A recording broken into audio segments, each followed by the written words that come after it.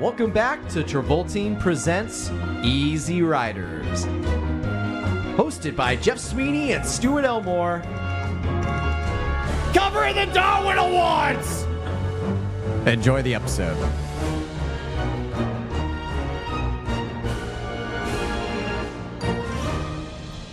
I'm fucking done. Folks, I don't want to do this anymore. Folks, break me from this cage. I need to die. Every season of this show. Slice my throat. You know, life is about pits and valleys. It's about ups and downs. It's about gutter balls and strikes. I'm going to die. And every season of the show, we hit a valley at some point. Where's my drink? I need alcohol. You know, Travolta had two really deep low points. We had to talk about movies like Chains of Gold and Gotti, which is a masterpiece, obviously. Speed Kills. Brendan, you know, we eventually hit the harebrained era. I'm so fucking done. You know, tragically, we've entered that for Winona. I don't want to do this anymore. With this movie that I can best describe as being shot for $3. This movie does not have a listed budget. Jesus Christ. The Darwin Awards. Of course it doesn't have a listed budget. It was a student film. Because it doesn't have a budget. What budget? So, you know, we talked last week about The Heart is Deceitful Above All Things, which is like kind of a precipice movie for Winona. It's shot right around her shoplifting scandal and then comes out many years later due to various scandals involving the creation of the movie itself. Still not over the bomb you dropped. The JT Leroy reveal. That I still need to watch that documentary. It's true. You should watch it. It's fun. But this is the first movie she makes Fucking sucks! It's the first movie she makes after the shoplifting scandal. She takes like a 3 to 5 year break. It's like 5 years between movies, but like I think she's actively not working for 3 years. Okay. And then this is the first movie she comes back with. Because we talked in our retrospective about how like she's basically being told by her agents, people like, I don't know if you can come back. Like no one's going to hire you. Even though you have like kind of taken this time to figure yourself out, you're just not going to get hired. She's running into like bad press, also coupled with the fact that she's a woman who's now like well into her 30s. Yeah. And in Hollywood, like, especially at this time, that can be a kind of a death sentence for your career, which sucks. And so obviously this movie is like so small and indie that it's really hard to find a lot of information about the making of it necessarily. How did you watch this movie? Through means. I watched this movie through means. Can we tell the audience how we initially tried to watch this movie? Yeah, so we looked up this movie and it said the only possible way to watch this was to sign up for a subscription service for this website called Stan. And guess what? I'm getting emails from them and I unsubscribed. Yeah, so I sign up for this subscription for Stan. And then I click on the movie and press play, and then it's like, actually, Stan is only available if you are an Australian resident. You live in Australia. Fuck Australia. And I'm like, so why did you give me the option to sign up with a United States address? Annoying. Stupid.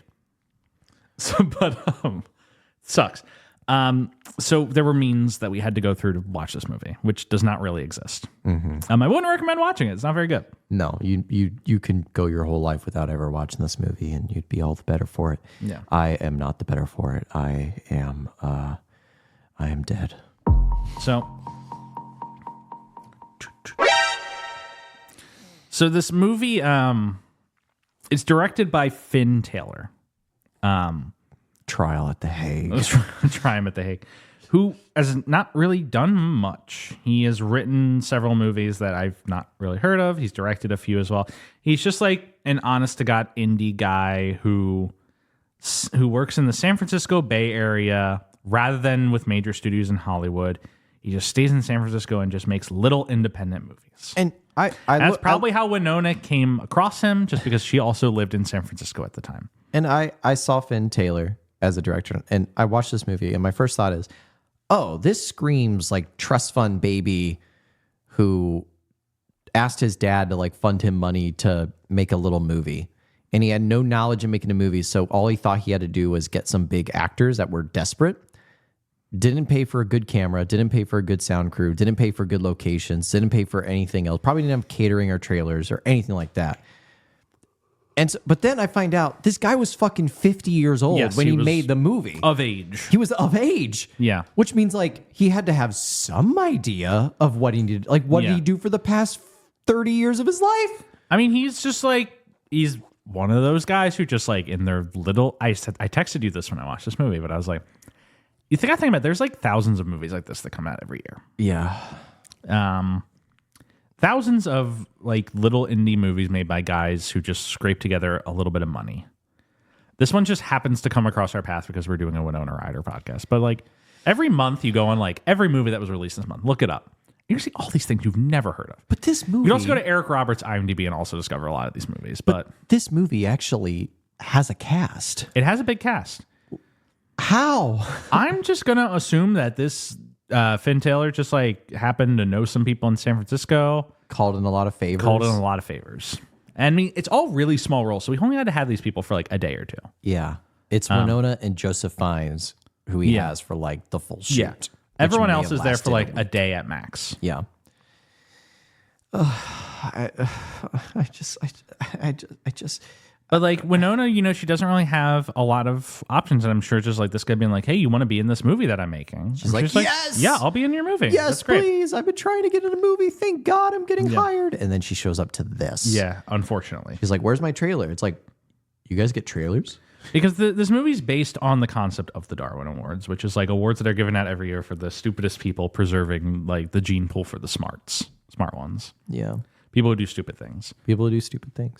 And it's about Joseph Fiennes as a criminologist who's really interested in looking up these Darwin Awards. And well, can we get in the plot? I mean, plot mode. Before we get into the plot, I do want to take a moment and shout out one of our most loyal fans. I would like to shout out Lex G on Twitter. Someone who's always liking our posts and retweeting them and hyping up our show. And I just wanted to thank you for doing that. You're really appreciated. And who's the fan's name? Lex G. Lex G. Twitter. Lex G. We appreciate you, and I thank you very much. Just like a true fan of the show, who I really appreciate interacting with on Twitter. So. We're a very small podcast, and still after 3 seasons, probably will never take off, but we'll see. We'll see what happens. We do it for fun. But thank you, and if you're listening to this, I'm so sorry. Don't watch this movie, please. Yeah, nobody watch this movie. Please don't watch this. I mean, you could learn how not to make a movie out of it. But there are better movies to watch that teach that lesson. Yes, this serves no purpose. Okay. The thing about this movie is it does have one incredible joke in it. So I give this movie. We'll get there. This movie is 1.5 stars out of 5 for me. It would have been a 1 star if it wasn't for the one incredible joke. 1.5 out of 5. Yeah. I was going to say 1 out of 10 for me. It's 1 out of 10. Mm-hmm. 1 out of 10. So yeah, we can start talking about the plot. Okay. Joseph Fiennes plays a homicide detective. As one does. Who is investigating this absurd death of a guy who gets crushed by a vending machine because he stuck his hand in it. His hand got stuck. Yeah. He tried to pull it out. Vending machine fell on top of him. No. And so he starts investigating this weird death. Yes. He starts to suspect there's some foul play. Somebody's behind these weird deaths. Yes. There's also a bit where he's trying to find a serial killer in San Francisco. Yes. Played by Tim Blake Nelson, who just runs away. Who shows up. Yeah. Who he's like, I caught you, and then he's like, no, you didn't, and then he leaves, and that's ultimately the extent of it until we come back to the very end. Tim Blake Nelson, who our lovely fans know him from the Edward Norton Incredible Hulk, where he turns into the Abomination. Do you know he's coming back as the fucking Abomination in the next Captain America? Oh wait, Tim Blake Nelson does not turn into the Abomination. He turns into the leader. His head starts getting big, and you're like, oh, this will be in the sequel, and then they never did anything with it. 16 years later, they're bringing it back as the leader. They're so desperate. These new movies are so desperate. Who plays the Abomination? What's that guy? Tim Roth. Who they brought back in the She-Hulk show. The She-Hulk show, yeah. Who seemingly grew fins out of his because head. they were like, we want him to look more at the comic book. I guess we'll just have him grow fins. Cool. Sure. Good for you guys. I'm proud of you. That was a cool fight. We're making growth. In the 2008 Incredible Hulk. Yeah, it's fine. You remember how the end of that was like Robert Downey Jr.? Yeah, and they had to make General a fucking Ross? short film to explain why he did that because it doesn't make sense. What? Well, he comes in and it seems like he's recruiting What is going the whole. on? What is happening? The pitch of that scene is like Robert Downey Jr. comes in, he goes up to Bill Hurt's General Ross, and he's like, Rest in peace. "Rip," and he's like, "I'm putting together a team." Yeah. And the general looks at him and he like kind of gives him a look. And then it cuts to the black. implication there being we want the Hulk to be a part of the Avengers. Yeah. That Robert Downey Jr. is a hiring entity of said Avengers. You watch the Avengers. Robert Downey Jr. is not invited to be a part of the Avengers. And the Hulk, they seek him down at some point. Yeah, Iron Man 2, it's like, is this because I rejected being a part of your team? Yeah. They had to, so they made a short film called The Consultant, where it's like Coulson and some other guy sitting in a diner.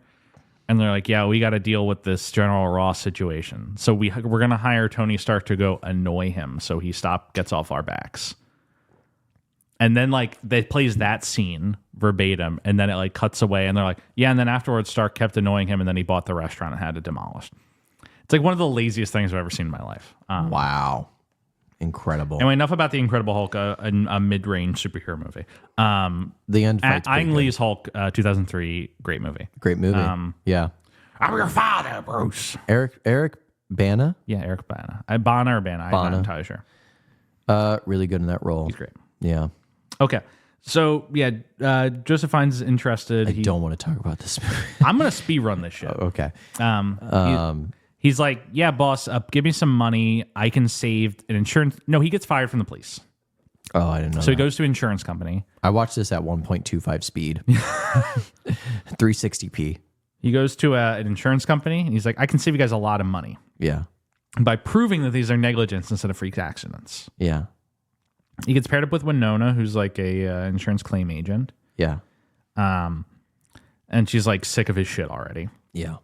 They determined that Ty Burrell, who was this who had his hand in a vending machine and got crushed by it, was actually trying to get candy out of the machine for free instead of paying for it. Yeah. And that's why he got crushed. So it is his fault that it happened. Yeah. Instead of just the machine falling on him. And Winona's like, wow, you saved us some money. All right, well, I'll go along with your thing. Let's go investigate some of these cases.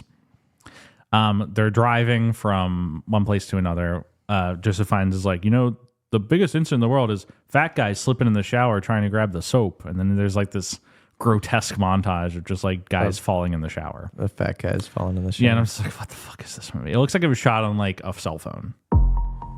Every scene is like set in a white office that clearly they just got for free. Like someone works there and they're like, yeah, you can shoot on Saturday if you want. Yeah. You can come in this office and shoot for a little bit. I want to see a movie. That's the vibe of most scenes of this movie. They explore more freak deaths. Yeah, our guy Joseph Fiennes, if he sees blood, he immediately passes out, which gets weaponized against him multiple times. Yeah. The next group of guys is like, they come across this guy's like, yeah, my truck fell in the ice. I'm like, what? And then like this ridiculous flashback where he like was putting some shit on the water and put TNT with it, but then his dog grabbed the TNT to play fetch, and the dog dropped it at the van, and the van blew up and fell in the water. Yeah. And they're like, yeah, that was his fault. And next thing you know, they're like, wow, you're really saving this insurance company money. Very noble goals, saving the poor insurance company a few dollars. Yeah. A lot of like random actors just appear across this point. It's like Juliette Dunn Lewis, appears. Kevin Dunn, David Arquette.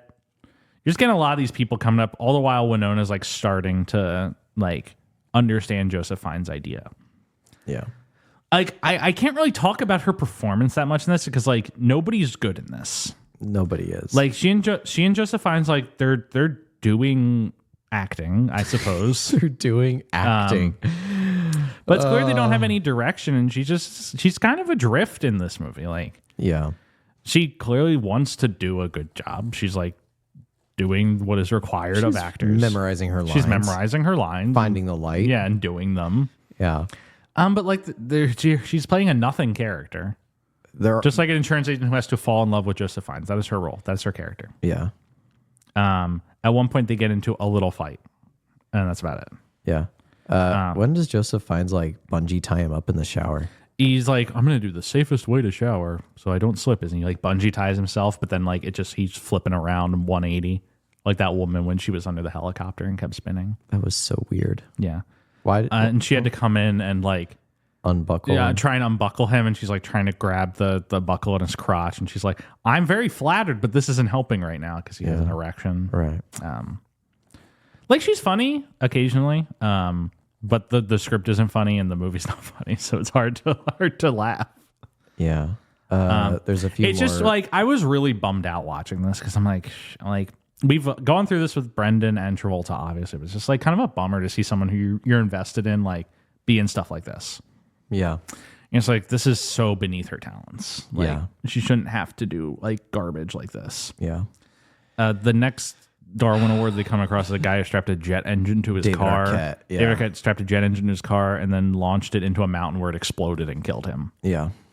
His fault. He bought it from the Mythbusters guys for some reason. Yeah, the Mythbusters guys are in this movie. Yeah, they sell him the jet engine. Yeah. You know, the thing is, though, if I had the opportunity to strap a jet engine to my car, I'd probably still do it. But you know what? What can I say? Your little red Saturn. Look, what? What do you want me to do? What do you want me to say? Bag up, No, what do you want me to say? No, I wouldn't. Put it in reverse, Terry. I'd strap that shit on. I'd turn it on. I'd crash into the mountain. If I'm going to go, that's how I'm going. Fair. This I wrote in I had very scarce notes for this. I wrote, this movie does not involve much Darwin awarding. Oh, man. So they figure that one out. Then it's the concert one. The concert, which It's a little is funny. good. It's a little It's funny. the good bit in this movie. It's the one good bit. Because of this Lucas movie. Haas and his boy, who I don't care. is it Judah Friedland? I don't care. It's Judah Friedland. They're playing his guy Simon. Okay. They're trying to get into a Metallica concert, but they don't have tickets. It's like, we can scale the fence. So they throw a little rope over, and Lucas Haas gets to the top, and Judah Friedland is trying to scale down the other side. The rope breaks, and Judah Friedlander falls into a tree, conveniently saving his life. Yeah. It's very convenient this tree was here. Now I'm just going to drop myself a little more, and then he falls again, and he breaks his leg. Yeah. And has a knife stuck into it that was in his pocket. Yeah. He's like, I'm trapped. I can't get up. I'm injured.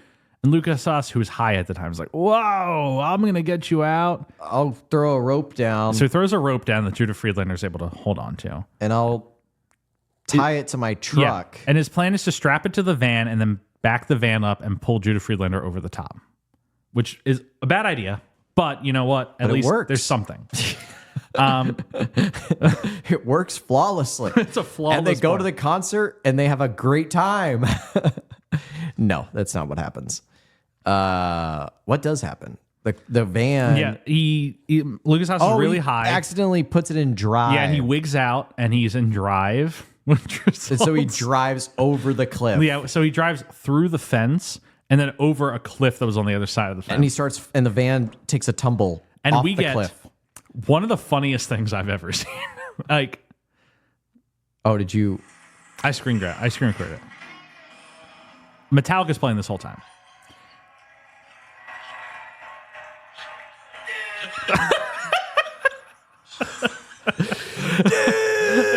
It's just this really slow, cheap-looking model shot of a van going down the side of a cliff, which is a funny visual. And you see all the Metallica guys being like, "Why is there a van falling down the cliff next to the concert?"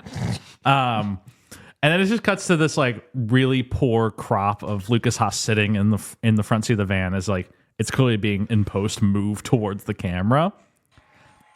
And then you just get a shot from inside the car through the windshield of Judah Friedlander directly on the ground beneath the windshield going, dude! As the van Crushes him. It's the way he waits to scream until the camera has turned around. That does it for me. Yeah. I'll play it one more time. What is going on? It really is did it happening? for me. It's a really funny visual gag. It was a good bit. The model work is funny for it. Judah Friedlander's funny. Like everything about it is funny. I really enjoyed it. Metallica like has a charity concert for Simon's death after the fact. And then they find the serial killer. Well, Joseph Fiennes is like as he becomes more and more. He's like any good serial killer movie. You know, as he's getting more and more into these Darwin Awards, he's becoming more like them.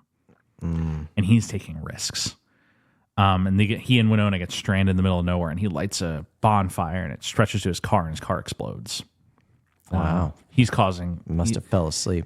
It's like Zodiac or like Nightcrawler or some bullshit where like as they get closer to these cases, they're like start becoming more like the serial killer. Yeah. Except that it's about Darwin Awards, and so he just becomes dumber. He becomes stupid. He becomes stupid as he investigates these cases. Yeah. Which was also me watching this movie. Yeah. Same. I felt like I was becoming stupid. And when I lost my shit at that van scene, I'm like, how far have I fallen? How far have I gone? I can't handle it. All right. Winona in this movie, like, please. No more of this.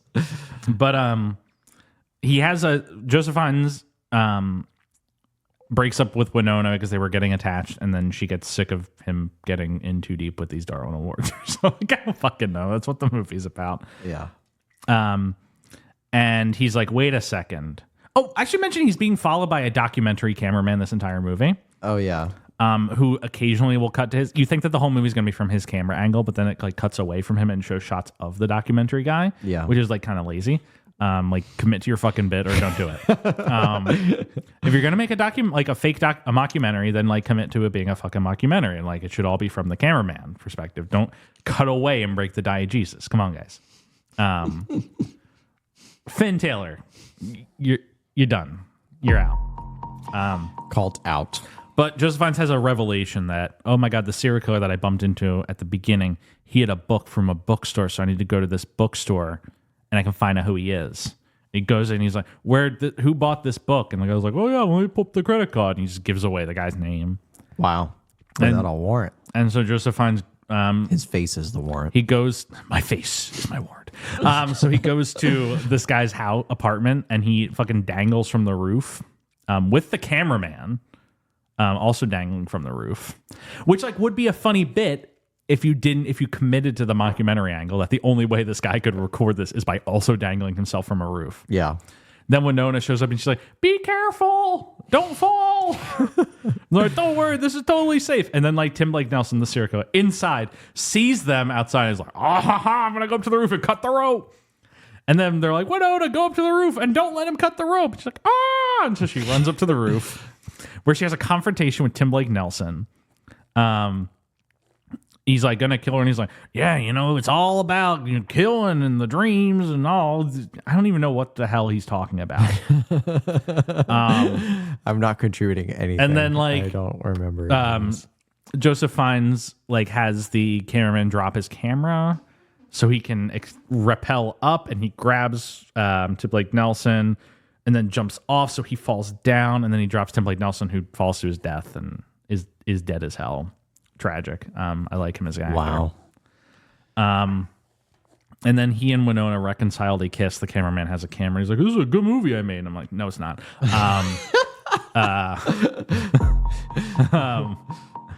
And he and Winona, they have a loving relationship again. It's like The worst kind of nonsense. The worst movie. There's nothing to this movie. It is blank slate to the movie. It's so terrible. Yeah, there's truly nothing here. All right. Would not recommend. It ends with a little stinger of Metallica running into Lucas Haas at the venue concert for Simon, and then Lucas Haas like lights himself on fire and is presumably burned to death. It's still burning to this day. Yeah, it's what he's punished for boys finally.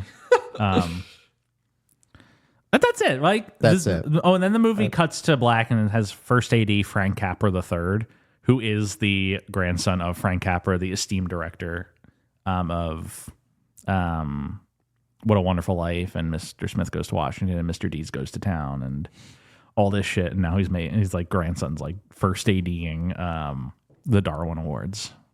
How the mighty have fallen. I think he's doing like real stuff now. Well, that's good. Let me see what Frank Capra III is up to.